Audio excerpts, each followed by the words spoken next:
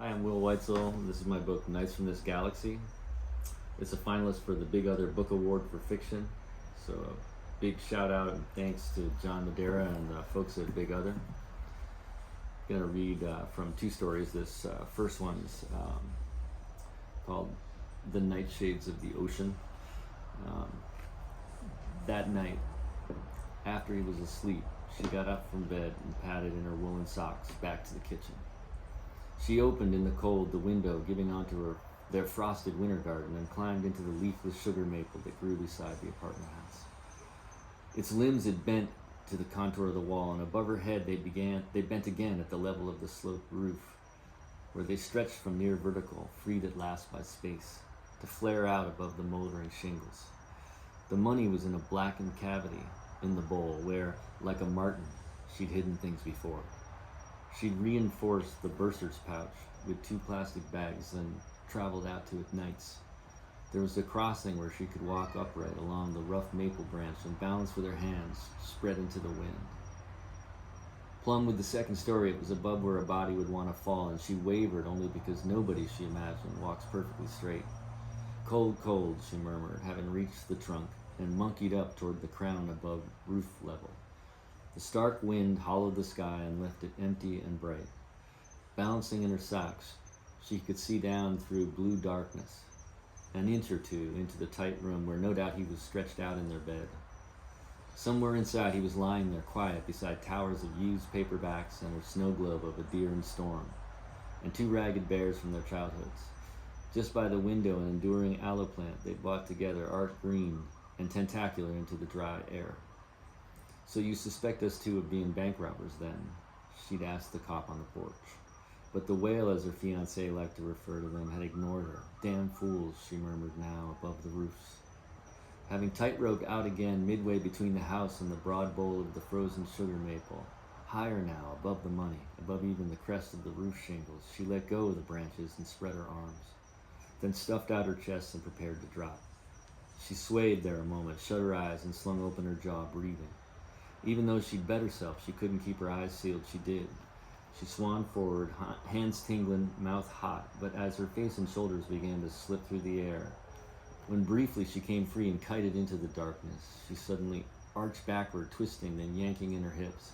She threw out her arms to grab hold of the limb her feet had rested on, chest grazing it, sliding off. Then, before she could stop herself, she was wrapping her body madly around that same wide maple branch, fingers splaying into the cold grooves of its bark until in the end she was hanging by her legs and arms beneath it. When she opened her eyes and craned her neck, she could just make out the ground through the cage of bare limbs far below in the black and blue night, and she shimmied back toward the trunk. She pulled the money out from the cavity, then walked with it airily toward the window, one arm thrust forth to balance the other with the cash. Inside, back in bed, a little bloodied from the maple, she tucked the money safely between them, still in all its bags, for a long time. Half the night she was awake. Then, in the morning, hair swung out front, and holding a sheen she liked seeing, she went to the mall in the suburbs by commuter rail and bought a thick stuffed coat, coffee-colored, same as her hair, that hung below her knees and was warm as the Sultan's bath. And this other part is from another story called 3 Parts of Hunger that takes place in the Central Kalahari Game Reserve. The lion we called the Old Man was rail thin, with ribs bulging like so many horns of animals he had devoured in a deep past that no longer belonged to him. He stretched his mangled neck forward and raised his lower jaw, dipping his heavy cranium briefly toward the ground, so he would send his call out low across the land. Though his strong voice caromed, the scrub brush, the fossil river, the challenge of hills, even the loose sand itself, all marred the sound as it wavered across the dune slopes, and the dry desert air made a poor vessel for that bellow. So during our first week at Bape, when I would lie alone in the tent, listening, betting he was off patrolling the still distances, I'd be wrong. Instead, before I could move, the lion would be 12 feet out, and his slow swaying yellow eye would oval vertically, too high above the dark earth for me to call brown hyena you, whose eyes at night are nearly green, or black-backed jackal with your silver flare, whose glance is ripped with motion. For most of that first week, on nights when the old man was nearby, Molly slept in the truck, parked beside a haggard puzzle bush. I'd feel her stiffen beside me as his slow bark of groans began to track across the veld. She would wait for that call to come twice. The third time she would rise, shimmy over my hips, and unzip the screen. Without a word, she would step briskly into the flip-flops, awaiting her feet, and pad over to the truck. I'd hear the creak of the passenger door. Then I would picture her crawling into the back cab, squeezing her narrow body between jerry cans, spreading out as best she could. She must have curled her long, freckled legs around those cans brimful of diesel and listened all night to the muted hills, because in the mornings, she would say, her voice cranked low and short of water, thinning already towards something close to desperate. You know, he was here with us all night. From the days she laid eyes on his wounds and gasped, Molly kept her gaze fixed somewhere in the distance, unless the old man was around. We would sit up on the hood of the truck, parceling out lentils or beans, and she would stare into the trough between the hills. The few times our spoons would meet just above the can, she would lift hers abruptly away. The skies had begun changing even back then. Lofty cumulus clouds came sailing into view by 2 in the afternoon, and by 6 we would hear thunder in the distance to the north. What's more, wispy shreds of moisture trailed low in the skies, what they called mare's tails in America, forming with greater frequency and earlier. Rain would dampen the sand and initially make passage north far easier, but we understood, both of us, that once we got onto the northern plateau, it would be a different story. The mud could get heavy if the rains persisted, and if the rains did come in earnest, they would transform the stiff mineral pans of the central Kalahari into broad, soft lakes of standing water that could swallow a truck, or once they'd stretched beyond their margins, become nearly impassable. I'll admit, as time crept on at Bape and as Molly grew thinner and began to change, this possibility weighed upon me. I'd frequently glance up to watch the skies, and at night even allow myself the warming delusion that we'd already left and I'd won a great battle of wills. In the mornings, during that first week, we would drive out looking for the old man and the young male that had tried to kill him on the night we'd arrived. On our first night at Bape, in the hours before dawn, we had heard the usual low moans to mark territory or call females. Then silence we couldn't interpret, and a more guttural set of noises.